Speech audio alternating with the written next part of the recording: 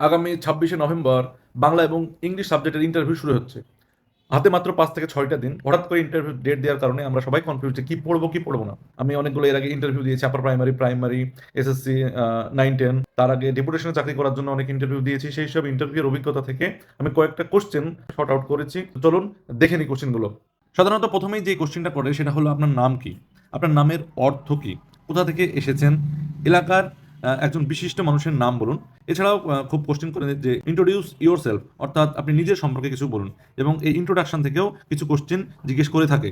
এছাড়াও আপনাকে জিজ্ঞেস করবে যে আপনার ফেভারিট কোন পিরিয়ড? আমার যেমন ইংলিশ সাবজেক্ট, আমার ইংলিশ সাবজেক্টের ফেভারিট পিরিয়ড হিসেবে মিডল এজ হতে পারে, রোমান্টিক এজ হতে পারে, ভিক্টোরিয়ান এজ হতে পারে, মডার্ন এজ যেতে পারে। তো আমি দুটো এজ সম্পর্কে একটু দেখে যাবো, রোমান্টিক এজ এবং ভিক্টোরিয়ান এজ। এছাড়া জিজ্ঞেস করে প্রিয় রাইটার কে, ফেভারিট ড্রামা কি, favourite novel, favourite poem, short story, এসে। এছাড়া জিজ্ঞেস করে যে শর্ট স্টোরি এবং এসের মধ্যে তফাৎ কি।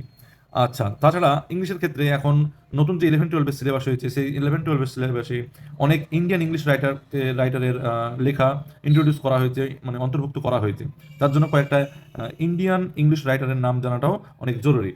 আচ্ছা, তাছাড়া বর্তমান স্কুল আপনি যেখানে কাজ করেন সেখান থেকে কিছু কোশ্চেন করতে পারে, যেমন বর্তমান স্কুলে আপনি কোন কোন ক্লাস পড়ান? আপনি কি 11-12 এর ক্লাস করান? তো উত্তর যদি হ্যাঁ হয় তো কি করান? তো আমি যেমন যেগুলো করে আমি লিখে রেখেছি সেগুলোর মধ্যে কয়েকটা আমি বলবো। যেমন র্যাপিড রিডার থেকে Macbeth, Othello, as you like it. এছাড়াও আছে strong roots, Ulysses, my last duchess, অবস্টার of studies, composed upon Westminster Bridge, Jimmy Valentine, 3 question. এগুলো আমার জানা আছে। সিলেবাস চেঞ্জ হয়েছে, সবকিছু পড়া নেই। তো সবকিছুর কথা আমি বলবো না, কারণ যেগুলো আপনি বলবেন যে আমি পড়াই সেগুলো থেকে একটা বলতে পারে আপনি এটা সম্পর্কে একটু আমাদেরকে পড়ান বা একটা ডেমো দিন। সেই ডেমো যেটা আপনি দিবেন সেটা খুব ভালো করে জেনে যাবেন, তার ব্যাকগ্রাউন্ড থেকে শুরু করে সেই টেক্সটে যত রকমের কোশ্চেন হতে পারে সবগুলো কিন্তু মানে দেখে যাওয়াটা জরুরি। তারপরে চলে আসবে ফেভারিট ড্রামাটিস্টের নাম।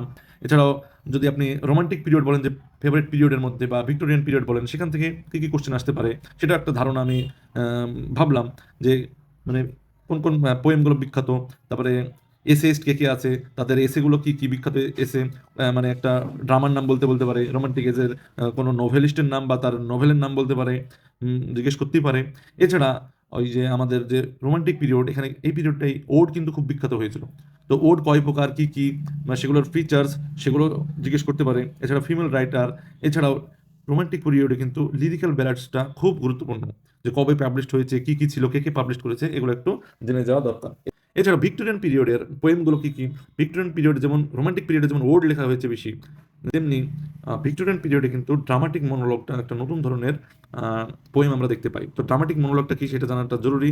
এই পিরিয়ডের নভেল, এই পিরিয়ডের বিভিন্ন রকমের writing, minor poet, female novelist, writer, এগুলো আমরা একটু দেখে যাব। এবং সবথেকে বড় ব্যাপার যে এই দুটো পিরিয়ডের ফিচার্স কি, যে রোমান্টিক পিরিয়ডের কি কি ফিচার্স, যেমন আছে রোমান্টিসিজম, এসকেপিজম, তারপরে ন্যাচারালিজম, তেমনি ভিক্টোরিয়ান পিরিয়ডেরও কিছু বৈশিষ্ট্য আছে, সেগুলো আমাদেরকে জেনে যেতে হবে।